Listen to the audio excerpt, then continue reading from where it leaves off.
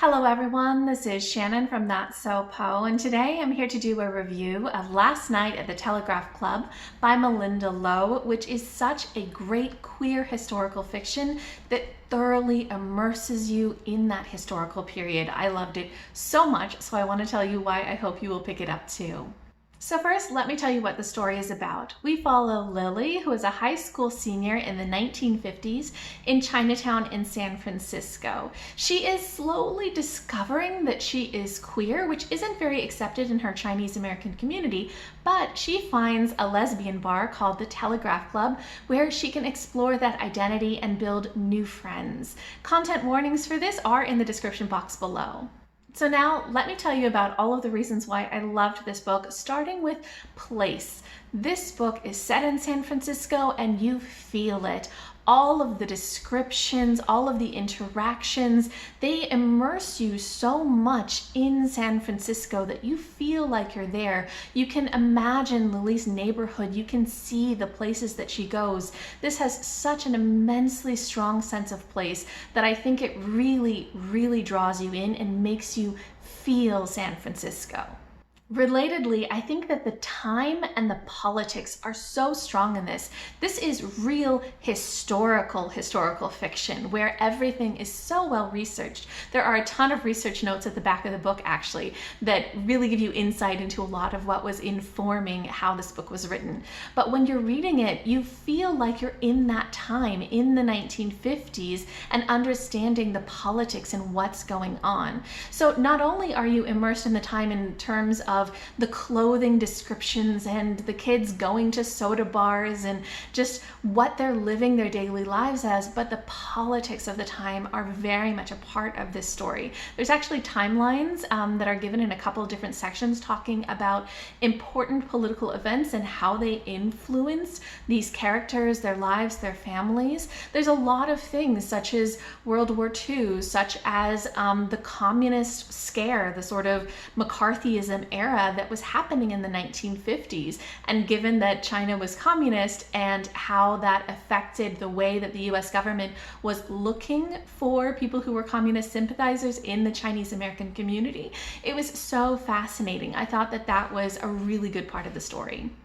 Another aspect I loved about this story is the exploration of the Chinese American community that Lily grows up in. You really gain such a great feel for what her family dynamic is like, what her social friend group, what her community is like, the food that they're eating, how they go to each other's shops, how they interact with each other, the place that each person plays in the community. I think that what I really loved especially about this was how it showed all of these different experiences and differences within the Chinese American community. So the difference, for example, between people who are first generation immigrants who came to the United States only somewhat recently to maybe study.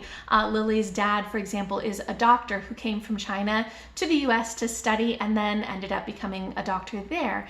But you have other people like Lily's mom who's multi-generational Chinese American, so her grandparents had come to the United States. Or you have other people who are shopkeepers rather than doctors and nurses. You have people who speak different dialects of Chinese. They have different food heritages.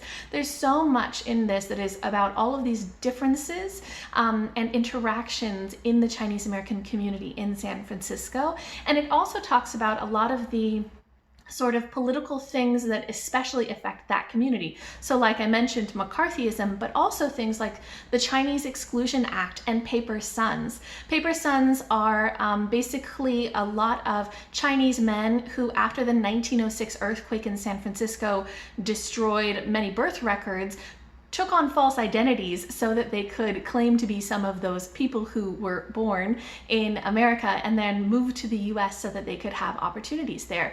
And I thought that was so fascinating that all of this was included, especially because part of my family is Chinese American based in San Francisco, and so much of this mirrors a lot of our family history. So Paper Sons, for example, or things like the differing sides of the family speaking different dialects of Chinese. So this felt so real and true for kind of what I know of the Chinese American community in San Francisco, and I thought it was really spectacularly done. The next aspect that I loved about the story was the queer community. That is such a strength of this story, and that Lily is really not very aware of her sexuality when we start the story. But as she learns more and as she is exposed to different role models within the queer community, she develops a sense of what she wants and what feels right for her and what her identity is.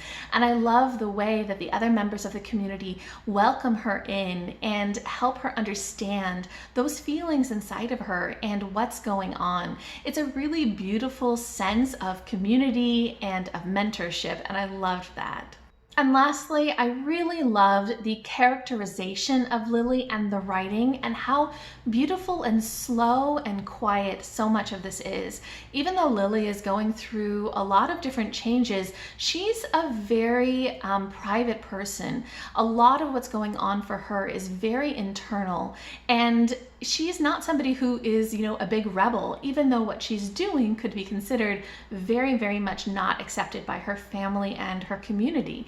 And so I loved the way that this story mimicked Lily's personality in being something that is very slow and very internally focused on her development as a person, that coming of age story. I thought it was just absolutely beautiful, so immersive, and so emotional in that journey for Lily and for the reader. I thought it was really beautiful.